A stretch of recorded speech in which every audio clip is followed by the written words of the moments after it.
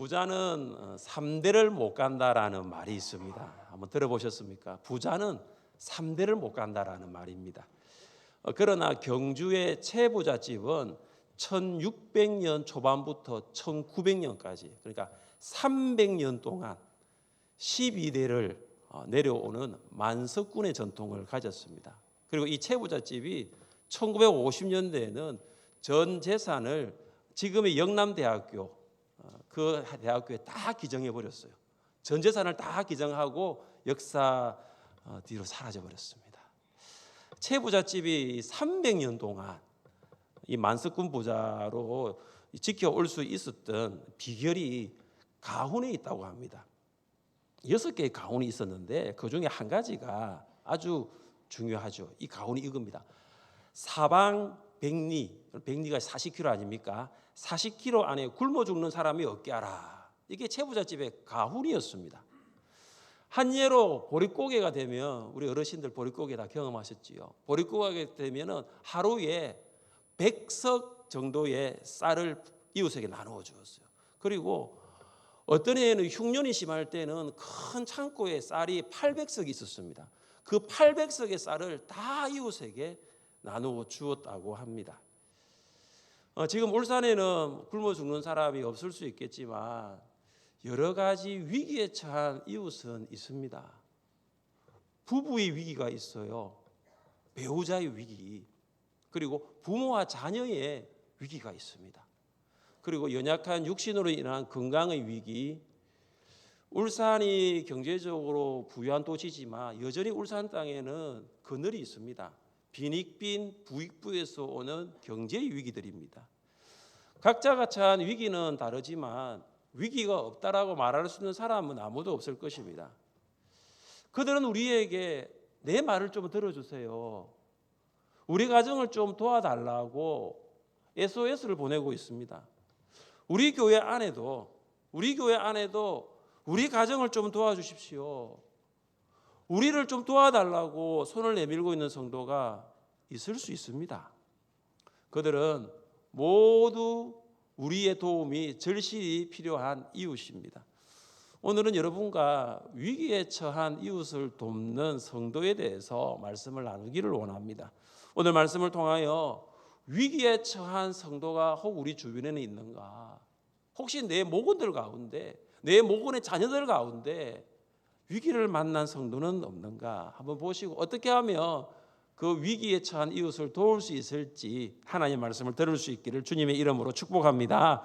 어떻게 위기에 처한 이웃을 도울 수 있을까요? 첫째, 지혜로운 말은 위기에 처한 이웃을 도울 수 있습니다. 한번 따라해 보십시오. 말로 이웃을 도울 수 있습니다. 말로 이웃을 도울 수 있습니다. 다윗을 죽이려는 사울의 계략은 모두 실패로 돌아갔습니다. 사울은 다윗을 향해 2번이나 창을 던졌고 혼수 자금을 빌미로 블레셋 사람에 의해 죽게 하려고 하였습니다. 지금까지 다윗을 죽이려고 했던 사울의 계략이 비공개적이었다며 이제는 공개적으로 전환됩니다. 사울은 요나단과 모든 신하들에게 이런 명령을 내립니다. 다윗을 죽이라. 다윗을 죽이라는 사울의 명령을 듣고 심적으로 많은 갈등을 한 사람은 요나단일 것입니다. 왜냐하면 요나단은 다윗을 생명같이 사랑하였기 때문입니다. 먼저 요나단은 다윗에게 이 사울의 살해 명령을 알리고 그를 신속하게 피신시킵니다. 그리고 요나단은 사울의 의중을 묻고 그 결과를 알려주겠다고 약속합니다. 자, 이제 요나단이 사울을 만납니다. 그리고 사울에게 어떤 말을 합니까? 함께 4절과 5절을 읽겠습니다. 4절과 5절을 함께 읽겠습니다. 요나단이 그의 아버지 사울에게 다윗을 칭찬하여 이르되 원하건대 왕은 신하 다윗에게 범죄하지 마옵소서. 그는 왕께 득죄하지 아니하였고 그가 왕께 행한 일은 심히 선함이니이다. 그가 자기 생명을 아끼지 아니하고 블레셋 사람을 죽였고 여호와께서는 온 이스라엘을 위하여 큰 구원을 이루셨으므로 왕이 이를 보고 기뻐하셨거늘 어찌 까닭 없이 다윗을 죽여 무죄한 피를 흘려 범죄하려 하시나이까. 아멘. 이 4절과 5절에는 요나단이 다윗을 살리기 위해서 한 지혜로운 말이 세 가지가 있어요. 첫째, 먼저 요나단은 다윗은 무죄합니다라고 말합니다. 다윗은 죄가 없다라는 것이죠. 다윗은 지금 왕에게 죽을 만한 죄를 지은 적이 없습니다라고 합니다. 두 번째 지혜로운 말은 다윗은 선한 일을 하였습니다라고 합니다. 다윗은 생명을 걸고 블레셋 사람을 골리앗을 죽이고 이스라엘을 구원하였습니다. 요나단은 이렇게 말하죠. 이 일을 사울 왕도 기뻐하지 않았습니까? 라고 말합니다. 요나단이 다윗을 살리기 위하여 한 세 번째 지혜로운 말은 무엇입니까? 무죄한 자의 피를 흘리는 것은 죄악입니다. 첫 번째, 두 번째보다 세 번째 말이 더 지혜로운 이유가 있습니다. 그것은 율법이 무죄한 자의 피를 흘리는 것은 금지하고 있기 때문입니다. 같이 한번 읽어볼까요? 네, 하나님 여호와께서 내게 기업으로 주시는 땅에서 무죄한 피를 흘리지 말라. 요나단이 하나님 말씀 안에 있는 이 무죄한 자의 피를 흘리지 말라는 이 말씀을 알았어요. 그래서 하나님의 말씀을 왕이여 거역하지 마십시오. 다윗은 무죄하니까 이 무죄한 자의 피를 흘리는 것은 죄악입니다라고 요나단이 사울에게 말했습니다. 요나단의 지혜로운 말을 들은 사울의 반응이 무엇입니까? 6절입니다. 사울이 요나단의 말을 듣고 맹세하되 여호와께서 살아계심을 두고 맹세하거니와 그가 죽임을 당하지 아니하리라. 사울은 하나님 앞에서 맹세합니다. 내가 이제 다윗을 죽이지 않겠다라고 합니다. 요나단의 이 지혜로운 말이 이 사울의 마음을 움직인 것입니다. 사울도 알았습니다. 다윗은 죄가 없구나. 사울도 알았습니다. 생명 걸고 골리앗을 이겨 이스라엘을 구원했구나. 사울도 알았습니다. 무죄한 자의 피를 흘리는 것은 죄악이구나. 요나단의 지혜로운 말이 죽음의 위기에 처한 다윗을 도울 수 있었습니다. 지혜로운 말은 위기에 처한 이웃을 도울 수 있습니다. 모세가 아침부터 저녁까지 이스라엘 백성을 재판하기 위하여 앉아 있습니다. 이스라엘 백성은 재판받기 위하여 아침부터 저녁까지 서 있습니다. 여러분 그림을 한번 그려보십시오. 모세가 재판을 하기 위하여 앉아 있고 이스라엘 백성은 모세의 재판을 받기 위하여 한 줄을 서 있는 거죠. 줄을 서 있는 거죠. 이 모습을 모세의 장인인 이드로가 봅니다. 사위가 하루 종일 끝도 없이 밀려오는 이 이스라엘 백성을 응대하는 모습을 보면서 이 장인 어른이 안타까운 마음이 든 거예요. 재판하는 사위도 힘들겠다. 재판받는 이스라엘 백성도 힘들겠다. 야, 저렇게 하다가는 몸에 탈이 오지. 저렇게 하다가는 분명히 병이 오지라고 이 장인 어른이 걱정을 한 거예요. 그때 이드로가 이 모세에게 이런 말을 합니다. 너는 또 온 백성 가운데서 능력이 있는 사람들 곧 하나님을 두려워하며 진실하며 불의한 이익을 미워하는 자를 살펴서 백성 위에 세워 천부장과 백부장과 50부장과 10부장을 삼아. 이것은 모세의 아이디어가 아니에요. 이대로 장인의 아이디어입니다. 그래서 지도자를 세워가지고 그 재판을 하게 하라는 것이죠. 모세가 이 이드로의 지혜로운 말을 듣습니다. 그래서 백성들 가운데 천부장, 백부장, 50부장, 10부장을 세웁니다. 이 사람들은 중간 리더라고 보시면 돼요. 그래서 백성의 작은 일은 중간 리더에게 맡기고 백성의 큰 일은 모세가 담당하는 것입니다. 그러니까 이제는 긴 줄을 설 필요가 없어요. 이 일 때문에 육체적으로 위기에 처할 수 있었던 모세가 이것 때문에 재판을 잘할 수 있었던 거예요. 우리 주변에도 다윗과 모세가 처한 위기는 아니더라도 여러 가지 위기에 처한 성도들이 있을 수 있습니다.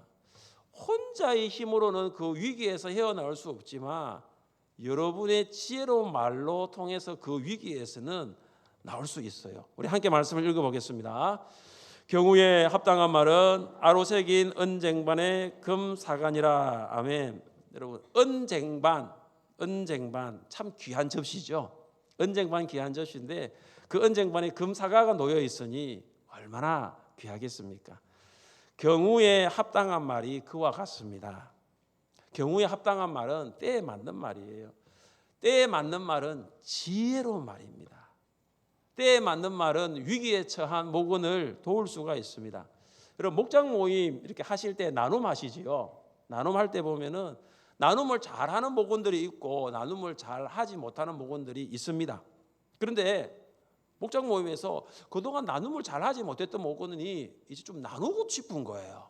그래서 한 주간 이렇게 살았고 이런 일이 있었고 이제 나눔을 시작을 합니다. 그런데 나누고 싶은 사람이 또 있잖아요. 그분이 계속해서 들어보면 되는데 이런 말을 하죠. 그건 아니지. 그건 그렇게 하면 안 되지. 중간에서 나눔을 툭 잘라버리는 거예요. 그러면요, 이 이야기의 주제가 이상하게 흘러갑니다. 모처럼 좀 나누고 싶었어요. 나도 좀 나누고 싶은데 그런데 그분은 못 나누게 되고 이야기가 다른 방향으로 흘러가 버리는 거죠. 여러분 목원이 나눔을 시작하여 마칠 때까지 끝까지 그 목원의 말을 경청하십시오. 여러분도 하고 싶은 말 다 있는 거 압니다. 턱 밑까지 올라옵니다. 나도 말하고 싶은데 그러나 그 목원의 이야기를 시작했다면 목원의 나눔을 마칠 때까지 경청하십시오. 그리고 경청하실 때 목원이 어떻게 살았는지 혹은 목원의 가정에 어려움은 없는지 부부간의 관계에 어려움은 없는지 자녀 문제 때문에 어려움은 없는지 그 위기를 발견할 수 있고 다 듣고 난 다음에 여러분이 말하시면 돼요. 지혜로운 말을 하십시오. 그러면 그 목원을 도와줄 수가 있습니다. 여러분 때에 맞는 말은 참 지혜로운 말인데요. 때에 맞는 말과 반대되는 말이 있습니다. 그 말이 어떤 말이냐면 생뚱맞은 말이에요. 생뚱맞은 말은요 참 때에 맞지 않습니다. 이런 말 하시는 분 간혹 있거든요. 참 엉뚱해요.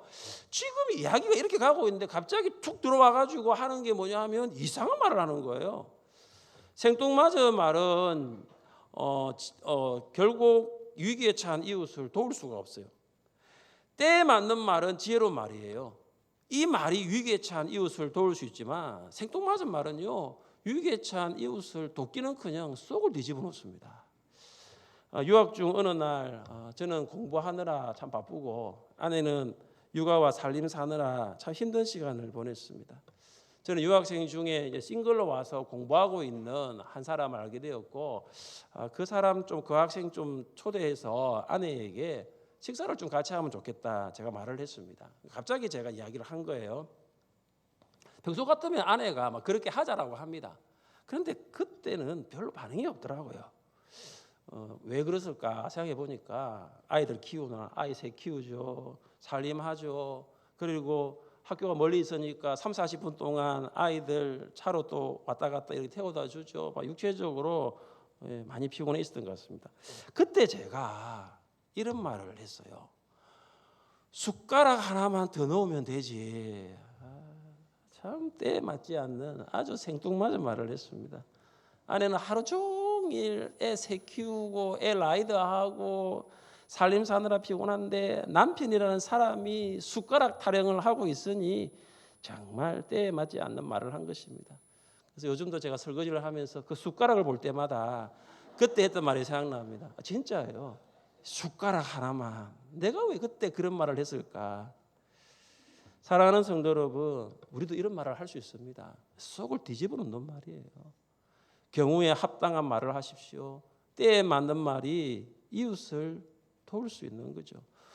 때에 맞는 말이 여러분의 목원을 도울 수 있는 것입니다. 오늘부터 생뚱맞은 말을 하지 마십시오.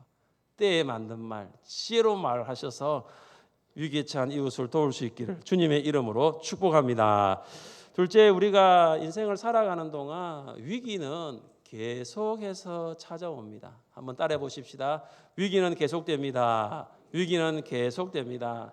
다윗은 사울 왕이 있던 왕궁으로 다시 돌아옵니다. 그리고 이스라엘과 블레셋 사이에 전쟁이 있습니다. 다윗은 천부장으로 전쟁에 나가 승리를 거두고 돌아옵니다. 보통 일반적인 왕이라면 장군이 전쟁에서 이기고 돌아왔어요. 그럼 어떻게 합니까? 치하하고 축하하고 잘했다고 격려하지 않습니까? 근데 사울은 그렇지 않았습니다. 승리하고 돌아오는 다윗을 보는 순간 시기와 질투가 불같이 일어나는 거야. 그때 사울에게 악령이 임합니다. 다윗이 사울 앞에서 악령이 임하니까 수금을 탑니다. 수금을 연주합니다. 그때 어떤 일이 있었습니까? 우리 함께 10절 말씀을 읽겠습니다. 10절 말씀입니다.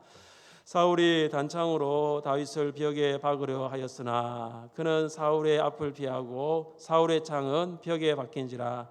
다윗이 그 밤에 도피하매 사울이 또 다윗을 죽이기 위하여 창을 던집니다. 그런데 다윗이 어떻게 합니까? 사울이 던진 창을 피하고 그 창이 벽에 박힙니다. 다윗은 이제 왕궁을 탈출합니다. 이때부터 다윗은 사울을 피하여 도망자로 살아갑니다. 얼마 전까지 요나단의 지혜로운 말로 다윗과 이 사울의 관계가 호전되는 것처럼 보였는데 사울과 다윗은 참 좋아질 리가 없는 관계인가 봅니다. 위기는 계속하여 다윗을 찾아옵니다. 위기는 끝나지 않습니다. 여러분, 이것은 다윗의 이야기뿐만 아니라 우리의 이야기예요. 우리 이웃의 이야기입니다. 성경에는 계속되는 인생의 위기를 표현하는 구절이 있습니다. 산상수훈에 나오는 말씀인데요. 비가 내리고 창수가 나고 바람이 불어. 창수가 홍수죠. 비가 내립니다. 홍수가 납니다. 바람까지 붑니다. 이 구절이 있는 문맥은 반석 위에 집을 지은 사람과 모래 위에 집을 지은 사람에 있는 그 문맥이죠. 이스라엘에는 비가 많이 오지 않습니다. 1년 내내 거의 비가 오지 않습니다. 그런데 우기가 되면 폭우와 함께 비가 엄청 내립니다. 그리고 물이 범람합니다. 홍수가 나는 것이죠.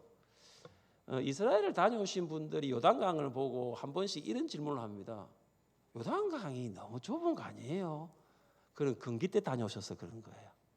우기가 되면 요단강은 건널 수가 없습니다. 강폭이 엄청나게 확장됩니다. 거기다가 바람까지 붑니다. 제가 갈멜산 정상에 간 적이 있었는데요. 갈멜산에 올라가니까요. 지중해에서 불어오는 바람 때문에 산 정상에서 서 있을 수가 없더라고요.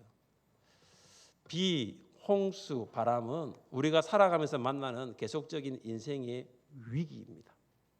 계속적인 인생의 위기를 만난 성경 인물들 가운데 욥이 있습니다. 위기의 비가 욥에게 내렸습니다. 많은 재산이 하루아침에 사라졌습니다. 11,500마리의 가축입니다.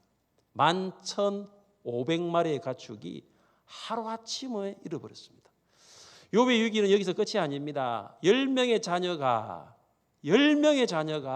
하루아침에 죽었습니다. 욥은 위기의 홍수를 만났습니다. 이것으로 욥의 위기가 끝난 것이 아닙니다. 욥은 발바닥부터 정수리까지 종기가 생겨서 질그릇으로 몸을 긁었습니다. 욥은 위기의 바람을 만났습니다. 우리는 이 세 가지 중에 한 가지 위기만 만나도 힘듭니다. 그런데 욥은 물질의 위기, 자녀의 위기, 건강의 위기가 연거푸 계속해서 몰아닥쳤습니다. 욥이 어떻게 했습니까? 좌절하거나 오망하지 않았습니다. 하나님 앞에 찬양하고 감사했습니다. 욥은 산상수훈의 말씀과 연결해 보면 욥은 어떤 사람이냐? 모래 위에 집을 지은 사람이 아니라 반석 위에 집을 지은 사람입니다. 여러분, 지금까지 살아오면서 많은 인생의 위기를 만났을 것입니다. 한 번 비를 맞는 것도 힘든데 홍수도 만났고요. 엎친 데 덮친 격으로 바람까지 붑니다. 하나의 위기가 아니라 세 가지 이상의 위기가 연속해서 찾아올 때 얼마나 힘이 듭니까? 저는 이 말씀을 묵상하면서 저희 가정에 찾아온 세 가지 인생의 위기가 생각났습니다. 제가 유학할 때 재정적인 위기가 왔습니다. 가뜩이나 재정이 없어 힘이 든데 2009년, 혹시 2009년 여러분 아세요? 2009년에 원달러 환율이 무려 1,570원까지 재솟았던 적이 있습니다. 그러니까 그 전에 제가 유학할 때는 1달러가 1,000원이었어요. 그래서 한국에서 100만 원을 보내면 정말로 많은 달러를 받을 수 있었는데 1,000원이었던 환율이 1,570원까지 치솟아 올랐습니다. 유학생에게 원달러 환율이 높은 것은 절대적으로 불리합니다. 또 하나의 위기는 학업적인 위기였어요. 저는 박사과정을 하면서 논문 주제를 정하고 그 주제와 관련된 소논문을 했는데요. 담당 교수도 그 주제로 진행하면 좋겠다고 여러 번 이야기를 했어요. 그런데 갑자기 어느 날 논문 주제를 바꾸라는 거죠. 여러분, 박사과정 학생에게 논문 주제를 바꾸라는 것은 위기입니다. 몇 년 동안 모든 자료를 준비해서 해왔는데 숲으로 돌아가는 순간이었습니다. 또 하나의 위기가 건강적인 위기였습니다. 저희 장모님이 건강검진에서 혈액암 진단을 받으셨어요. 누구보다 교회를 사랑하셨고 영혼 구원을 위해 전도하셨던 권사님이셨습니다. 새벽마다 기도하셨던 권사님이셨습니다. 박영혜 권사님. 암 진단을 받으신 거죠. 그때가 2009년도였어요. 참 마음이 많이 힘들었어요. 그 소식을 듣고 갈 수 있는 상황도 아니었습니다. 저희 가정에 위기의 비가 내리고 위기의 홍수가 나고 위기의 바람이 연거푸 닥쳤어요. 할 수 있는 것이 없었습니다. 제가 미국 연준 의장이 아니니 환율을 1,000원대로 떨어뜨릴 수도 없습니다. 제가 교수도 아니니 교수의 생각을 따라야만 했습니다. 제가 의사도 아니니 암을 고칠 수도 없었습니다. 그렇지만 할 수 있는 것이 있더라고요. 아무것도 할 수 없는 줄 알았는데 할 수 있는 것이 있더라고요. 그것이 기도였어요. 기도 외에 다른 것으로 위기를 넘어갈 수 있는 방법이 없더라고요. 그래서 아내와 함께 기도를 했습니다. 기도를 멈추지 않았습니다. 계속하여 기도했습니다. 경제적인 위기, 학업적인 위기, 건강적인 위기를 해결할 수 있는 분은 오직 하나님밖에 없다는 것을 알았습니다. 하나님께서 그 모든 위기를 기회로 역전시켜 주셨습니다. 할렐루야. 사랑하는 성도 여러분, 인생의 위기는 한 번으로 끝나지 않습니다. 계속됩니다. 제가 그때 그 위기를 끝났다고 위기가 오지 않는 게 아닙니다. 계속해서 왔습니다. 우리가 계속되는 인생의 위기 가운데서도 두려워하지 않는 이유는 하나님이 우리의 아버지가 되시기 때문입니다. 지금까지 기도를 멈추었다면 하나님 아버지께 다시 기도를 시작하십시오. 여러분, 바람이 불면 서 있으면요 다칩니다. 서 있으면 넘어갑니다. 그러나 바람이 불면 엎드리면 됩니다. 위기의 바람이 불고 있다면 하나님 아버지 앞에 엎드리십시오. 하나님 아버지 앞에 기도로 바짝 엎드리십시오.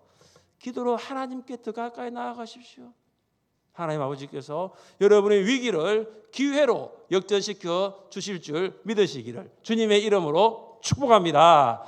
제 지혜로운 행동은 위기에 처한 이웃을 도울 수 있습니다. 따라해 보십시오. 행동으로 이웃을 도울 수 있습니다. 행동으로 이웃을 도울 수 있습니다.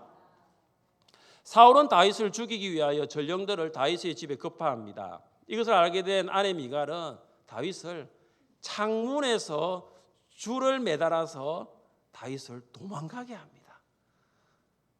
아버지는 다윗을 죽이려고 하는데 딸은 다윗을 살리고 있습니다. 미갈의 지혜로운 행동이 죽음이 위기에 처한 다윗을 도운 것입니다. 미갈은 우상을 침대에 누이고 염소털과 옷을 덮어서 마치 다윗이 누워 있는 것처럼 만듭니다.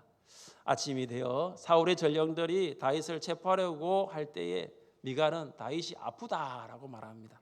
전령들이 사울에게 다윗이 아픕니다라고 보고했을 때 사울은 그러면 그 침대를 통째로 들고 오라고 명령합니다. 전령들이 들어가 보니 침대에 누워 있는 사람은 다윗이 아니라 염소털로 쓴 우상입니다.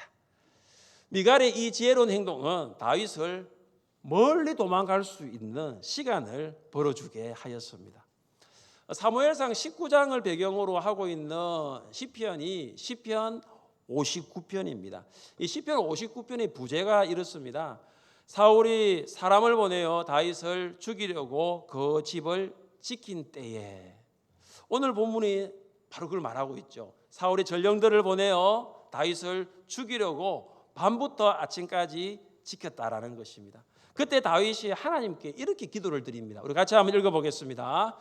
그들이 나의 생명을 해하려고 엎드려 기다리고 강한 자들이 모여 나를 치려 하오니 여호와여, 이는 나의 잘못으로 말미암음이 아니요 나의 죄로 말미암음도 아니로소이다. 내가 허물이 없으나 그들이 달려와서 스스로 준비하오니 주여 나를 도우시기 위하여 깨어 살펴주소서. 아멘. 다시는 하나님께 기도합니다. 주님, 지금 상황이 이렇습니다. 사울이 전령들을 급하여서 저를 죽이려고 합니다. 주님, 그러나 저는 죄가 없습니다. 저는 잘못한 것이 없습니다.